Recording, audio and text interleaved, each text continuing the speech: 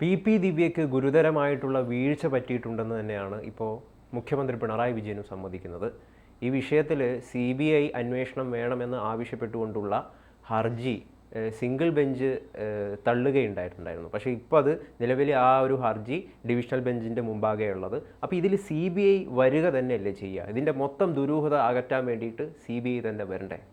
ഈ മുഖ്യമന്ത്രി ഇപ്പോൾ എല്ലാ ജില്ലാ സമ്മേളനങ്ങളിലും പങ്കെടുക്കുന്നുണ്ട് നേരിട്ട്. സാധാരണ കാണാത്തൊരു പ്രവണതയാണ്. അത് ഓരോ ജില്ലകളിൽ ചെല്ലുമ്പോൾ അദ്ദേഹത്തിന് ചിലപ്പോൾ മനംമാറ്റം ഉണ്ടാകുന്നുണ്ടെന്ന് തോന്നുന്നു. കാരണം പത്തനംതിട്ട ജില്ലാ സമ്മേളനത്തിൽ ഉള്ള നിലപാടല്ല, ആലപ്പുഴ ജില്ലയിലുള്ള സമ്മേളനത്തിലുള്ള നിലപാടല്ല, അങ്ങോട്ട് ചെല്ലുന്തോറും ഇങ്ങനെ മാറിക്കൊണ്ടിരിക്കുകയാണ്.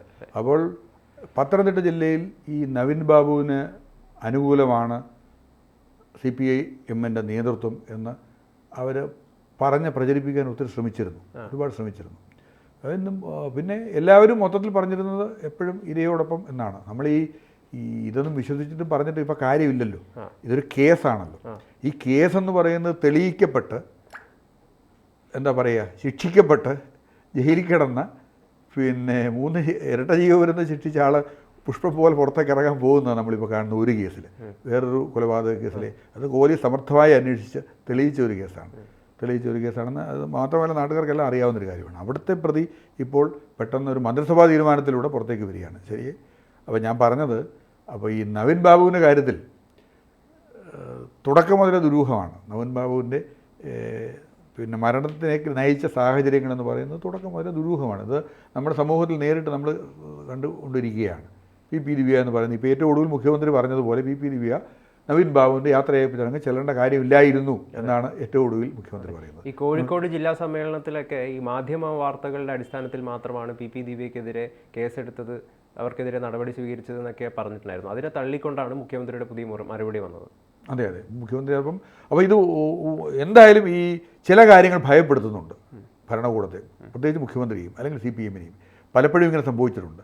കൃത്യമായ മറുപടി പറയാൻ കഴിയാതെ വിഷമിക്കുന്ന അവസരങ്ങളുണ്ടായിട്ടുണ്ട് പല സംഭവങ്ങളിലും. ഇപ്പോൾ TP ചന്ദ്രശേഖരൻ്റെ വധം എന്ന് പറയുന്നത് അത്തരത്തിൽപ്പെട്ടൊരു കാര്യമാണ് നമ്മുടെ സമൂഹത്തിൽ നിൽക്കുന്നത്. എന്ന് പറഞ്ഞതുപോലെ ഉള്ളൊരു സംഭവമാണ് ഇപ്പോൾ നവീൻ ബാബുവിൻ്റെ കാര്യത്തിൽ. സമർത്ഥനായ ഒരു ഉദ്യോഗസ്ഥനെന്ന് പേര് കേട്ടൊരാളാണ്, അല്ലെങ്കിൽ പിന്നെ അഴിമതിയുടെ പുരളാത്ത ഒരാളെന്ന് പൊതുവേ പറയപ്പെടുന്ന ആൾ. പിന്നെ നമുക്ക് കൃത്യമായിട്ട് ചോദിച്ച് പറയാൻ പറ്റത്തില്ല. പക്ഷേ പൊതുവേ ഇത്തരം കാര്യങ്ങൾ പൊതുവേ പറയുന്ന കാര്യങ്ങളിലേ നമുക്ക് സ്വീകരിക്കാൻ പറ്റുള്ളൂ. അവിടെയാണ് ഈ പി ദിവ്യ എന്ന് പറയുന്ന സ്ത്രീ ചെന്ന് ഈ പ്രശ്നം ഉണ്ടാക്കുകയും അത് കൃത്യമായിട്ടും അതൊരു പിന്നെ ആസൂത്രിതമായ ഗൂഢാലോചനയായിരുന്നു. അദ്ദേഹത്തെ കുരുക്കാനും വേണ്ടി വന്നാൽ പറഞ്ഞയക്കാനും വേണ്ടി വന്നാൽ കൊലപാതകപ്പെടുത്താനും ആ നിലയിലേക്കാണ് കാര്യങ്ങൾ പോകുന്നത്. അദ്ദേഹത്തെ അപമാനിക്കുക, കുരുക്കുക, സ്ഥലം മാറ്റുക, പറ്റുമെങ്കിൽ അദ്ദേഹത്തെ വകവരുത്തുക എന്ന ചിന്ത നടന്നിരുന്നു എന്ന് തോന്നത്തക്ക വിധത്തിലാണ് നമ്മൾ ഒരു ലേമാൻ അല്ലെങ്കിൽ ഒരു സാധാരണ മനുഷ്യൻ നമ്മൾ കാണുന്ന ഈ കാര്യത്തെപ്പറ്റി നമ്മൾ കാണുന്നത്. അതാണ് പോലീസ് അടിമുടി ദുരൂഹതയുണ്ടെന്ന് നമ്മൾ നേരത്തെ പറഞ്ഞത് വളരെ കൃത്യമല്ലേ. ഈ മനുഷ്യന് റെയിൽവേ സ്റ്റേഷനിലേക്ക് വന്നിട്ടാണ്, തിരിച്ചു പോകാൻ വേണ്ടി റെയിൽവേ സ്റ്റേഷനിലേക്ക് വന്നിട്ടാണ് തിരിച്ച് ചെന്ന് ആത്മഹത്യ ചെയ്യുന്നതെന്നാണ് ഇപ്പോൾ നമ്മൾ കാണുന്നത്. അത് ഒരർത്ഥത്തിലും അത് പൊരുത്തപ്പെടുന്നില്ല. നമുക്ക് പ്രഥമ ദൃഷ്ടിയാ തന്നെ നേരത്തെ പൊരുത്തപ്പെടാത്ത മറ്റ് ഒരുപാട് ഘടകങ്ങളുണ്ട്. അല്ല, നമ്മൾ പറഞ്ഞ ആദ്യം പ്രൈമറിലി തന്നെ ഇത് പൊരുത്തപ്പെടുന്നത് ഇൻക്വസ്റ്റ് നടപടികൾ മുതൽ പോസ്റ്റ്മോർട്ടം റിപ്പോർട്ട് വരെ. പിന്നെ അതുപോലെ തന്നെ ഇദ്ദേഹം മരണസമയത്ത് ഇദ്ദേഹത്തിന്റെ മരിച്ചതിന് ശേഷം അടിവസ്ത്രത്തിൽ കണ്ട രക്തക്കര എന്തുകൊണ്ട് കണ്ടു, ഇതിന്റെ ശാസ്ത്രീയമായ പരിശോധനകളൊന്നും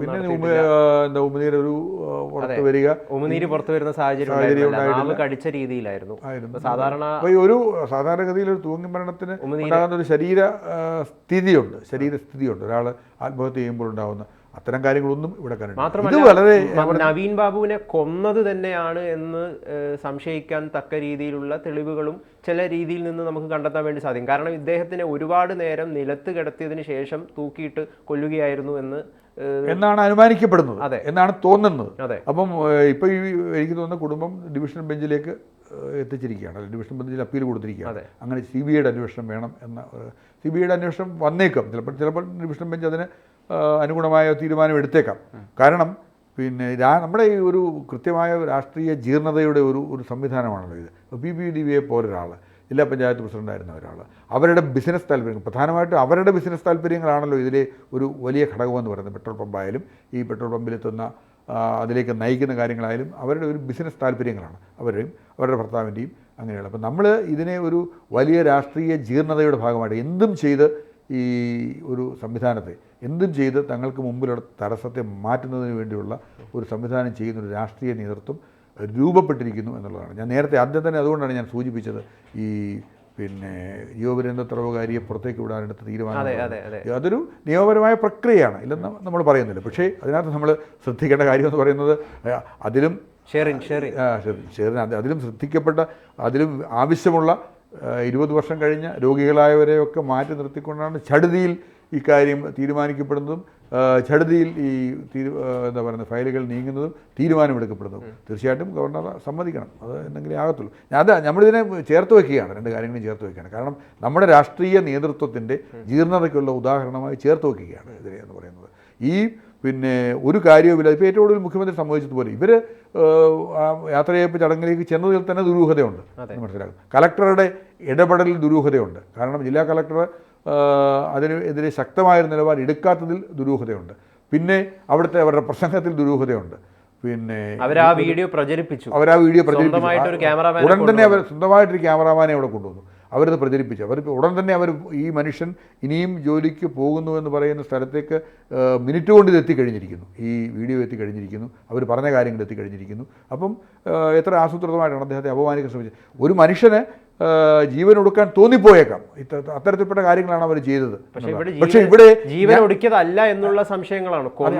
അല്ല, ഞാൻ പറഞ്ഞതാണ്, അങ്ങനെയാണ്. പക്ഷേ അദ്ദേഹത്തെ ബാധിച്ചില്ല എന്ന തോന്നൽ ഇവർക്ക് ഉണ്ടായി കാണണമെന്ന് എനിക്ക് തോന്നുന്നു. അല്ലെങ്കിൽ അദ്ദേഹത്തിൻ്റെ വീട്ടിൽ നിന്ന് റെയിൽവേ സ്റ്റേഷനിലേക്കുള്ള വരവും അല്ലേ, അങ്ങനെ വന്നു കഴിഞ്ഞ ശേഷം അദ്ദേഹം തിരിച്ചു വരുന്നതും അപ്പോൾ അദ്ദേഹത്തെ മറ്റെന്തോ കുരുക്കിൽപ്പെടുത്തി ഇയാളിനെ അങ്ങ് പോയി കഴിഞ്ഞെങ്കിലോ എന്നൊരു തോന്നൽ ഉണ്ടായി എന്നാണ് ഊഹിക്കപ്പെടുന്നത്. അതിനനുഗുണമായ തെളിവുകളാണ് നമ്മൾ പുറത്തു വന്നുകൊണ്ടിരിക്കുന്നത്. ഓരോ ദിവസം കഴിയുന്നതോറും നമ്മൾ അതിൻ്റെ ഒരു നാൾ വഴി പരിശോധിച്ചാൽ നമുക്കറിയാം. ഇതിൻ്റെ ഒരു നിലപാടുകൾ പരിശോധിച്ചാൽ അറിയാം.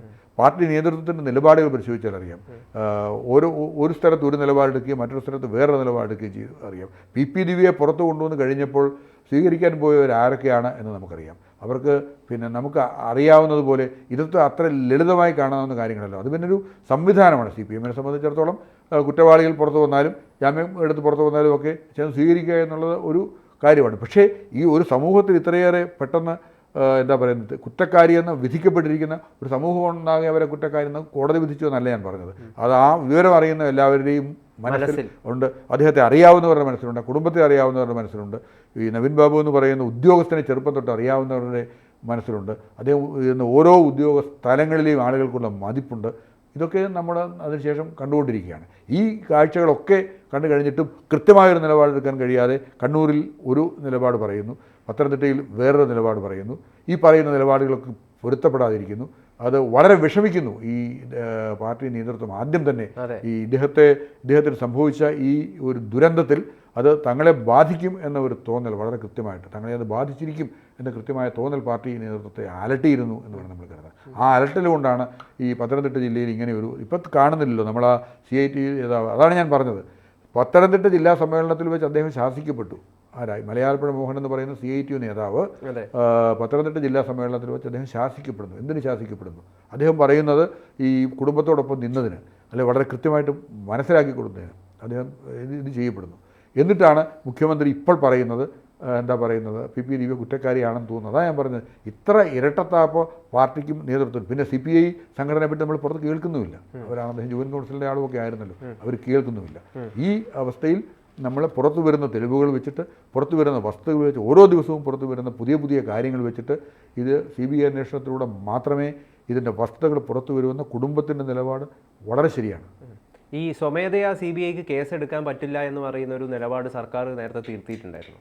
അത് ഇതിനൊരു തടസ്സമായിട്ട് തീരുമോ? തടസ്സമായി തീരണം എന്നില്ല. അല്ല, ഞാൻ പറഞ്ഞു ഇതിപ്പം കോടതിക്ക് നിർദ്ദേശിക്കാമല്ലോ.